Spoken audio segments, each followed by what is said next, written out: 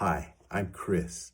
Ecclesiastes 7:8 says, better is the end of a thing than its beginning.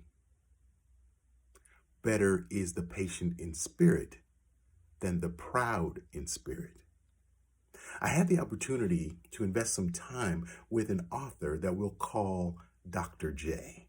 Dr. J amassed decades of research and consulted numerous experts across multiple disciplines. His conclusions were revolutionary, but sound. And when the book comes out, I'll certainly let you know there's some amazing stuff in there.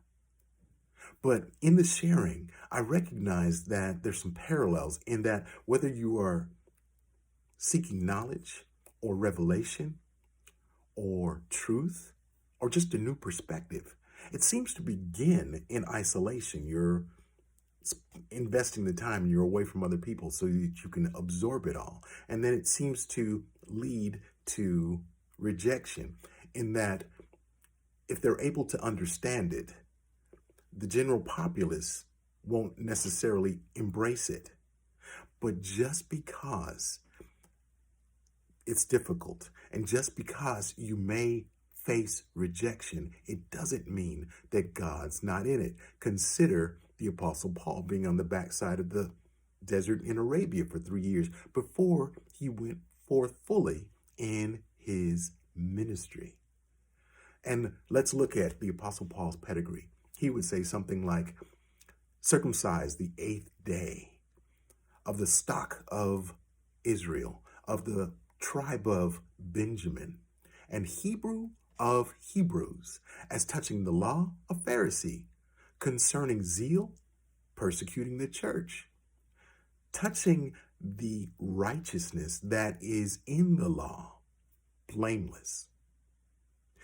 That phrase, persecuting the church, yeah, that was real, to the point that Ananias didn't want to go and minister to a then blinded and vulnerable Apostle Paul, but the Lord said, go. This man is a chosen instrument unto me. He will go forth and put my name before the Gentiles and their kings and the children of Israel. I will show him how much he will suffer for my name's sake. So Ananias went. But that was the Apostle Paul's beginning, that pedigree. How did it go? After he got out of the desert? Well, it goes something like this. I've been constantly on the move. I've been in danger from rivers, in danger from bandits, in danger from my fellow Jews, in danger from Gentiles, in danger in the city, in danger in the country, in danger in the sea, and in danger from false believers. I have labored and have toiled and have often gone without sleep. I have known hunger and thirst and have often gone without food. I have been cold and naked. Besides everything else, I face daily the pressure of my concern for all the churches. Who is weak, and I do not feel weak? Who is led into sin, and I do not inwardly burn? The Apostle Paul knew the weight of caring for people. But that which opposed him was never greater than his purpose or his thankfulness. That thankfulness is so powerful because it turns a difficulty into an adventure. But how did it end for the Apostle Paul?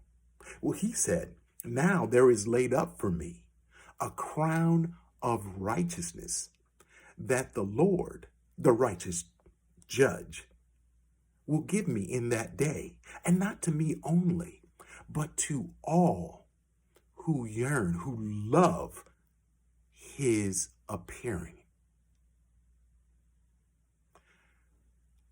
Having thankfulness for and to Yeshua impacts or changes the way things impact our lives. Think of it this way. Every time we are thankful, regardless of good, bad, understood or not understood, it changes us into the form, the image, the likeness of God, even in our character. It gives us joy for the journey. So let's be thankful. That is for your consideration. Grace and peace.